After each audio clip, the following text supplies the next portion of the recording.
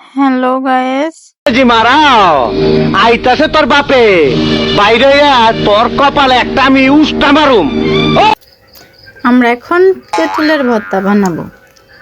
একটা পড়ে গেছে, সমস্যা নাই, ওগুলো হাতে তুলে নিবা, নিয়া পুইরা নিবা, যাগো গ্যাস আছে ওই গ্যাসে পুইরা নিবা।